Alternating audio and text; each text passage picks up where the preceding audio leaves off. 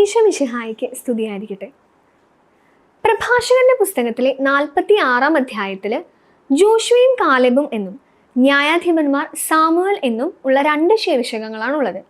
ഇതിൽ ജോഷുവയെ കുറിച്ച് വിവരിക്കുന്നത് ഇപ്രകാരമാണ്: നൂനിന്റെ പുത്രൻ, യുദ്ധവീരൻ, പ്രവാചകന്മാരിൽ മോശയുടെ പിൻഗാമി, ദൈവത്തിന്റെ തിരഞ്ഞെടുക്കപ്പെട്ടവർക്ക് ഉത്തമനായ രക്ഷകൻ. ശത്രുക്കളോട് പ്രതികാരം ചെയ്ത് ഇസ്രായേലിന് അവരുടെ അവകാശം നേടിക്കൊടുത്തു. അവന് മുൻപ് ഇത്ര ശക്തനായി ആരും നിലകൊണ്ടിട്ടില്ല. അവന്റെ കരം സൂര്യനെ തടഞ്ഞു നിർത്തി.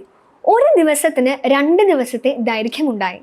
വിളിച്ചപേക്ഷിച്ചപ്പോൾ കർത്താവ് കന്മഴ അയച്ച് അവനെ ഉത്തരമരുളി.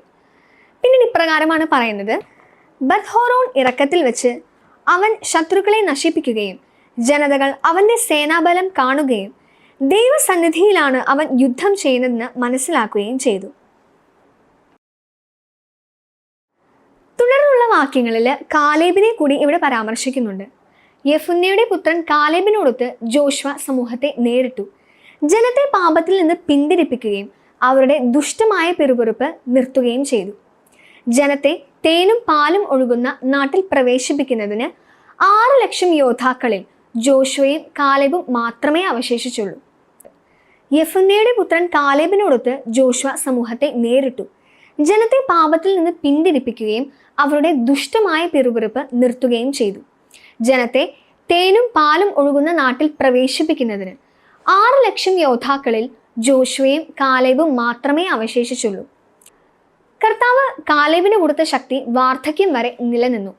ഈ പറഞ്ഞവയിൽ നിന്നെല്ലാം കർത്താവിനെ അനുഗമിക്കുന്നത് നല്ലതാണെന്ന് എല്ലാ ഇസ്രായേൽക്കാരും മനസ്സിലാക്കി. 2ാമത്തെ ശീർഷകം ഒരു ആശംസയോടു കൂടിയാണ് ആരംഭിക്കുന്നത്. അവിശ്വസ്തത അറിയാത്ത ഹൃദയത്തോടു കൂടിയ, കർത്താവിൽ നിന്ന് പിന്തിരിഞ്ഞു പോകാത്ത അനേകം ന്യായാധിപന്മാരുണ്ട്. അവരുടെ സ്മരണ അനുഗ്രഹീതമായിരിക്കട്ടെ. ശവകുടീരങ്ങളിൽ നിന്ന് അവരുടെ അസ്ഥികൾ നവജീവൻ പ്രാപിക്കട്ടെ എന്നും അവരുടെ നാമം പുത്രന്മാരിലൂടെ ജീവിക്കട്ടെ എന്നും 12-ാം വാക്യത്തിൽ സൂചിപ്പിക്കുന്നു. സാമുവേലിനെ കുറിച്ച് വിശദീകരിക്കുന്നത് ഇപ്രകാരമാണ്: കർത്താവിന് പ്രിയങ്കരനും പ്രവാചകനുമായ സാമുവേൽ രാജ്യം സ്ഥാപിക്കുകയും ജനത്തിന് അധികാരികളെ അഭിഷേചിക്കുകയും ചെയ്തു. കർത്താവിന്റെ നിയമമനുസരിച്ച് സമൂഹത്തിൽ ന്യായം നടത്തി. വിശ്വസ്തത നിമിത്തം അവൻ പ്രവാചകനാണെന്ന് തെളിഞ്ഞു. ശത്രുക്കൾ എല്ലാ വശത്തും നിന്ന് ഞെരുക്കിയപ്പോൾ ശക്തനായ കർത്താവിനെ വിളിച്ചപേക്ഷിക്കുകയും മുല കുടിക്കുന്ന ആട്ടിൻകുട്ടിയെ ബലിയർപ്പിക്കുകയും ചെയ്തു. ടൈറിലെ ജനനേതാക്കളെയും ഫിലിസ്തീൻ ഭരണാധികാരികളെയും അവിടുന്ന് നിർമ്മാർജ്ജനം ചെയ്തു. നിത്യനിദ്രയ്ക്ക് മുൻപായി സാമുവേൽ കർത്താവിൻ്റെയും ജനത്തിൻ്റെയും മുൻപാകെ സാക്ഷി നിർത്തി ഇപ്രകാരം പറയുന്നു. നിത്യനിദ്രയ്ക്ക് മുൻപായി സാമുവേൽ കർത്താവിൻ്റെയും അവിടുത്തെ അഭിഷിക്തന്റെയും മുൻപിൽ ജനത്തെ സാക്ഷി നിർത്തി ഇപ്രകാരം പറയുന്നു: ഞാൻ ആരുടെയും സ്വത്ത് കയ്യേറിയിട്ടില്ല, ഒരു ജോഡി ചെരുപ്പ് പോലും എടുത്തിട്ടില്ല, ആരും അവനിൽ കുറ്റം ആരോപിച്ചില്ല. രാജാവിനെ അവന്റെ മരണം മുൻകൂട്ടി അറിയിക്കുകയും ജനത്തിന് അവരുടെ ദുഷ്ടതയിൽ നിന്ന് രാജാവിനെ അവന്റെ മരണം മുൻകൂട്ടി അറിയിക്കുകയും ജനത്തിന്റെ ദുഷ്ടത മായ്ച്ചു കളയാൻ മണ്ണിൽ നിന്ന് അവൻ സ്വരമുയർത്തി പ്രവചിക്കുകയും ചെയ്തു. ഇനി ഈ അധ്യായത്തിലെ പ്രധാനപ്പെട്ട ചോദ്യത്തിലേക്ക് കടക്കാം. 1-ാമത്തെ ചോദ്യം: ജോഷുവയുടെ പിതാവ് ആര്? ഉത്തരം: നൂൻ. അടുത്ത ചോദ്യം: യുദ്ധവീരനും പ്രവാചകന്മാരിൽ മോശയുടെ പിൻഗാമിയും ആയിരുന്നത് ആര്? ഉത്തരം: ജോഷുവ. അടുത്ത ചോദ്യം: പ്രഭാഷകൻ 46-ാം അധ്യായത്തിൽ എത്ര വാക്യങ്ങളുണ്ട്? ഉത്തരം: 20 വാക്യങ്ങൾ. അടുത്ത ചോദ്യം: പ്രഭാഷകൻ 46-ാം അധ്യായത്തിൽ എത്ര ശീർഷകങ്ങളുണ്ട്? അവ ഏവ? ഉത്തരം: 2 ശീർഷകങ്ങൾ, ജോഷുവയും കാലേബും, ന്യായാധിപന്മാർ സാമുവൽ. അടുത്ത ചോദ്യം: പ്രഭാഷകൻ 46-ാം അധ്യായം 1 മുതൽ 10 വരെയുള്ള വാക്യങ്ങളിൽ ആരെക്കുറിച്ചാണ് പറയുന്നത്? ജോഷുവയെയും കാലേബിനെയും കുറിച്ച്. അടുത്ത ചോദ്യം: അവൻ തന്റെ നാമത്തിനൊത്ത് ദൈവത്തിന്റെ തിരഞ്ഞെടുക്കപ്പെട്ടവർക്ക് ഉത്തമനായ രക്ഷകനായിരുന്നു. ആര്? ജോഷുവ. അടുത്ത ചോദ്യം: ആരെ ആക്രമിച്ച ശത്രുക്കളോട് പ്രതികാരം ചെയ്താണ് ജോഷുവ അവരുടെ അവകാശം നേടിക്കൊടുത്തത്? ഉത്തരം: ഇസ്രായേലിനെ.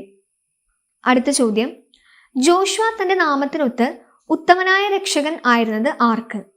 ഉത്തരം: ദൈവത്തിന്റെ തിരഞ്ഞെടുക്കപ്പെട്ടവർക്ക്. അടുത്ത ചോദ്യം: ഇസ്രായേലിനെ ആക്രമിച്ച ശത്രുക്കളോട് പ്രതികാരം ചെയ്ത് ജോഷുവ ഇസ്രായേൽക്കാർക്ക് നേടിക്കൊടുത്തത് എന്ത്? ഉത്തരം: അവരുടെ അവകാശം.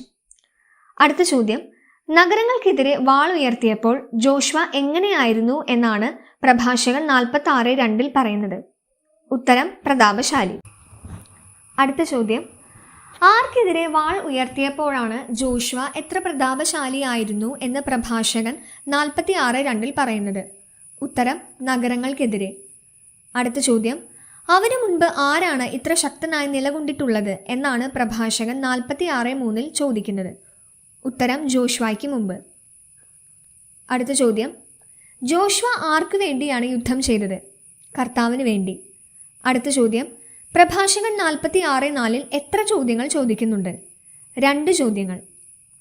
അടുത്ത ചോദ്യം, ആരുടെ കരം സൂര്യനെ തടഞ്ഞു നിർത്തിയില്ലേ എന്നാണ് പ്രഭാഷകൻ 46:4 ചോദിക്കുന്നത്? ഉത്തരം ജോഷ്വായുടെ. അടുത്ത ചോദ്യം, ഒരു ദിവസത്തിന് എത്ര ദിവസത്തെ ദൈർഘ്യമുണ്ടായില്ലേ എന്നാണ് പ്രഭാഷകൻ 46:4 ചോദിക്കുന്നത്?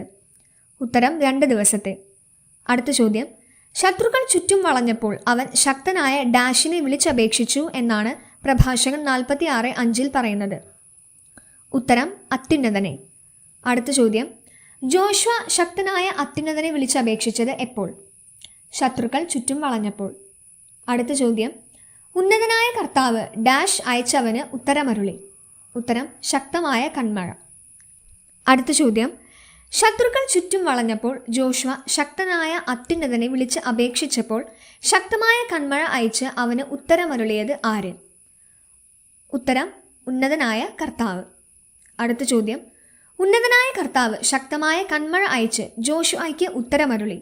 ആ ജനതയെ അവൻ എന്തു ചെയ്തു? ഉത്തരം യുദ്ധത്തിൽ കീഴടക്കി. അടുത്ത ചോദ്യം, ഏത് ഇറക്കത്തിൽ വച്ചാണ് ജോഷ്വ ശത്രുക്കളെ നശിപ്പിച്ചത്? ഉത്തരം ബത്ത്ഹൊറോൻ. അടുത്ത ചോദ്യം, ബത്ത്ഹൊറോൻ ഇറക്കത്തിൽ വച്ച് ജോഷ്വ ശത്രുക്കളെ നശിപ്പിച്ചപ്പോൾ ജനതകൾ കണ്ടത് എന്ത്? ജോഷ്വായുടെ സേനാബലം. അടുത്ത ചോദ്യം, ബത്ത്ഹൊറോൻ ഇറക്കത്തിൽ വെച്ച് ജോഷ്വ ശത്രുക്കളെ നശിപ്പിച്ചപ്പോൾ ജനതകൾ അവൻ്റെ സേനാബലം കാണുകയും ആരുടെ സന്നിധിയിലാണ് അവൻ യുദ്ധം ചെയ്യുന്നത് എന്ന് മനസ്സിലാക്കുകയും ചെയ്തു? ദൈവസന്നിധിയിൽ. അടുത്ത ചോദ്യം, ഡാഷിനെ ജോഷ്വ പൂർണ്ണമായി പിൻചെന്നു? ശക്തനായവനെ. അടുത്ത ചോദ്യം, മോശയുടെ കാലത്ത് ആരാണ് ഒരു വിശ്വസ്ത കർമ്മം അനുഷ്ഠിച്ചത്? ഉത്തരം ജോഷ്വ. അടുത്ത ചോദ്യം, ആരുടെ പുത്രനാണ് കാലേബ്? ഉത്തരം യെഫുന്നയുടെ. അടുത്ത ചോദ്യം, ജോഷ്വ കാലേബിനോടൊത്ത് സമൂഹത്തെ ഒന്നാകെ നേരിട്ട് ജനതയെ എന്തിൽ നിന്നാണ് പിന്തിരിപ്പിച്ചത്? ഉത്തരം പാപത്തിൽ നിന്ന്. അടുത്ത ചോദ്യം, ജനത്തെ അവരുടെ അവകാശത്തിലേക്ക് കൊണ്ടുവരുന്നതിന് തേനും പാലും ഒഴുകുന്ന നാട്ടിൽ പ്രവേശിപ്പിക്കുന്നതിന് 6 ലക്ഷം യോദ്ധാക്കളിൽ എത്ര പേർ മാത്രമേ അവശേഷിച്ചുള്ളൂ എന്നാണ് പ്രഭാഷകൻ 46:8 കാണുന്നത്? ഉത്തരം 2 പേർ, ജോഷ്വ, കാലേബ്. അടുത്ത ചോദ്യം, കർത്താവ് കാലേബിന് ഡാഷ് കൊടുക്കുകയും അത് വാർദ്ധക്യം വരെ നിലനിൽക്കുകയും ചെയ്തു? ഉത്തരം ശക്തി. അടുത്ത ചോദ്യം, അവൻ മലമ്പ്രദേശം കൈയടക്കി മക്കൾക്ക് അവകാശമായി നൽകി ആര്? ഉത്തരം കാലേബ്. അടുത്ത ചോദ്യം, കർത്താവിനെ അനുഗമിക്കുന്നത് നല്ലതാണെന്ന് അങ്ങനെ എല്ലാ ഡാഷും മനസ്സിലാക്കി? ഉത്തരം ഇസ്രായേൽക്കാരും. അടുത്ത ചോദ്യം, ജനത്തെ അവരുടെ അവകാശത്തിലേക്ക് കൊണ്ടുവരുന്നതിന് തേനും പാലും ഒഴുകുന്ന നാട്ടിൽ പ്രവേശിപ്പിക്കുന്നതിന് എത്ര യോദ്ധാക്കളിൽ 2 പേർ മാത്രം അവശേഷിച്ചുള്ളൂ എന്നാണ് പ്രഭാഷകൻ 46:8 കാണാൻ കഴിയുന്നത്? ഉത്തരം 6 ലക്ഷം. അടുത്ത ചോദ്യം, അവിശ്വസ്തത അറിയാത്ത ഹൃദയത്തോടു കൂടിയ കർത്താവിൽ നിന്ന് പിന്തിരിഞ്ഞു പോകാത്ത അനേകം ആരുണ്ട് എന്നാണ് പ്രഭാഷകൻ 46:11 സൂചിപ്പിക്കുന്നത്? ഉത്തരം ന്യായാധിപന്മാർ. അടുത്ത ചോദ്യം, പ്രഭാഷകൻ 46-ാം അധ്യായം 11 മുതൽ 20 വരെയുള്ള വാക്യങ്ങളുടെ ശീർഷകം എന്ത്? ഉത്തരം ന്യായാധിപന്മാർ സാമുവൽ. അടുത്ത ചോദ്യം, എങ്ങനെയുള്ള ഹൃദയത്തോടു കൂടിയ അനേകം ന്യായാധിപന്മാർ ഉണ്ടെന്നാണ് പ്രഭാഷകൻ 46:11 കാണുന്നത്? അവിശ്വസ്തത അറിയാത്ത. അടുത്ത ചോദ്യം, ആരിൽ നിന്ന് പിന്തിരിഞ്ഞു പോകാത്ത അനേകം ന്യായാധിപന്മാർ ഉണ്ട് എന്നാണ് പ്രഭാഷകൻ 46:11 കാണാൻ കഴിയുന്നത്? ഉത്തരം കർത്താവിൽ നിന്ന്. അടുത്ത ചോദ്യം, അവിശ്വസ്തത അറിയാത്ത ഹൃദയത്തോടു കൂടിയ കർത്താവിൽ നിന്ന് പിന്തിരിഞ്ഞു പോകാത്ത അനേകം ന്യായാധിപന്മാരുണ്ട്, അവരുടെ സ്മരണ എന്തായിരിക്കട്ടെ എന്നാണ് പ്രഭാഷകൻ 46:11 പറയുന്നത്? ഉത്തരം അനുഗ്രഹീതമായിരിക്കട്ടെ. അടുത്ത ചോദ്യം, അവിശ്വസ്തത അറിയാത്ത ഹൃദയത്തോടു കൂടിയ കർത്താവിൽ നിന്ന് പിന്തിരിഞ്ഞു പോകാത്ത ന്യായാധിപന്മാരുടെ ശവകുടീരങ്ങളിൽ നിന്ന് അവരുടെ അസ്ഥികൾക്ക് എന്ത് സംഭവിക്കട്ടെ എന്നാണ് പ്രഭാഷകൻ 46:12 കാണാൻ സാധിക്കുന്നത്. ഉത്തരം: നവജീവൻ പ്രാപിക്കട്ടെ. അടുത്ത ചോദ്യം: സമ്പന്നനായ ന്യായാധിപന്മാരുടെ നാമം ആരിലൂടെ ജീവിക്കട്ടെ എന്നാണ് പ്രഭാഷകൻ 46:12 പറയുന്നത്. ഉത്തരം: പുത്രന്മാരിലൂടെ. അടുത്ത ചോദ്യം: കർത്താവിന് പ്രിയങ്കരനും അവിടുത്തെ പ്രവാചകനും ആയിരുന്നത് ആര്? ഉത്തരം: സാമുവൽ.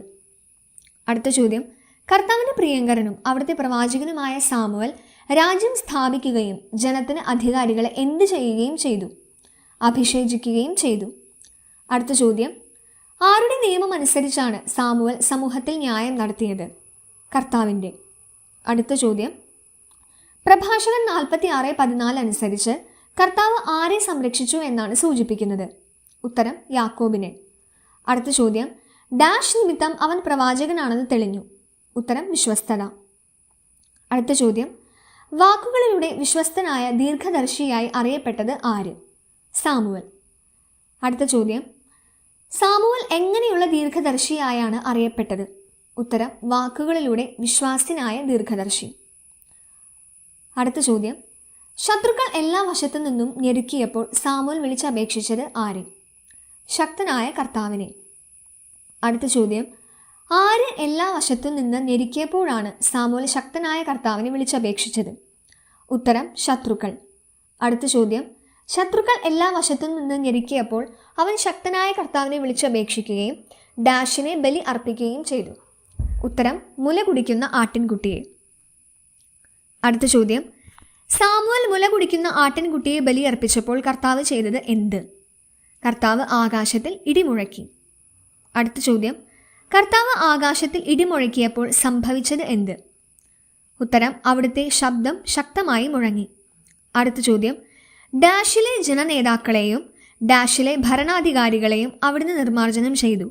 ഉത്തരം: ടൈറിലെ ജനനേതാക്കളെയും ഫിലിസ്തീയ ഭരണാധികാരികളെയും. ഫിലിസ്തീനയുടെ ആരെയാണ് കർത്താവ് നിർമ്മാർജ്ജനം ചെയ്തു എന്ന് പ്രഭാഷകൻ 46:18 പറയുന്നത്?